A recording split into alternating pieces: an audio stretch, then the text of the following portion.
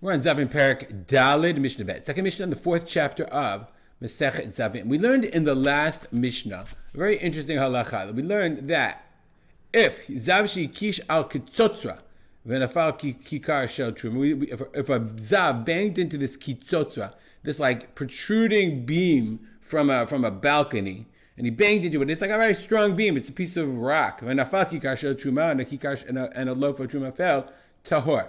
The kikar is still tahor, the loaf is still tahor, because that's not considered tumat hesed. Okay? La chashiv le hesed.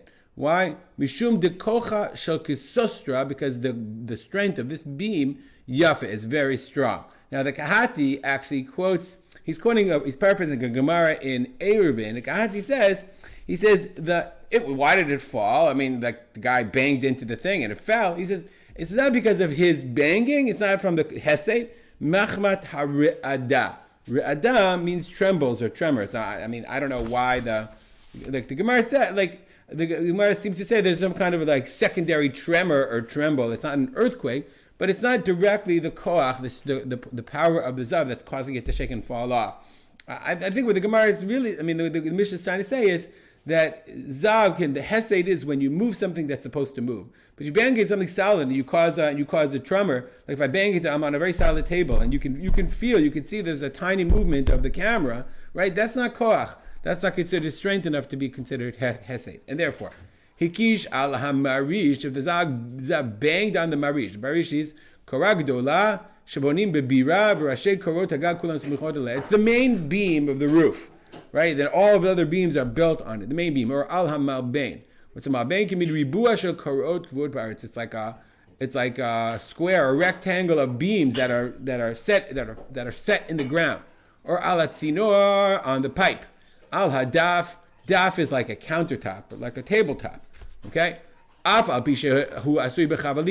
though the daf is connected not with nails, but it's connected with ropes, very strong. Or al tanur. On the tanur is the oven. Al hayam.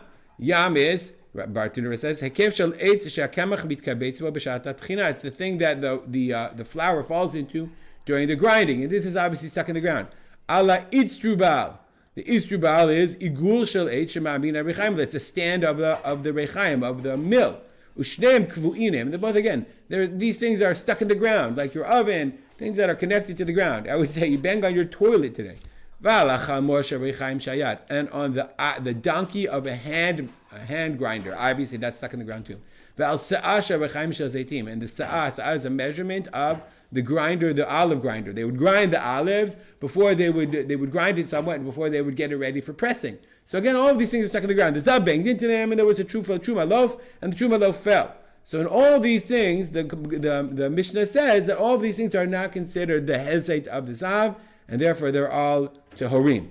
Rabbi Yossi says, Afal korat ha-balanim tahor. Even on the beam, the bench of the balanim. The balanim is the bathhouse guy. See, in the bathhouse, they would have a beam there that was pretty stable, and if you had a loaf of truma bread, the zav banged on it, and the thing fell, nonetheless, it's still tahor, because all of those things are not considered, right? Kochan yafeh, again, velo chashiv hesed, it's not considered hesed.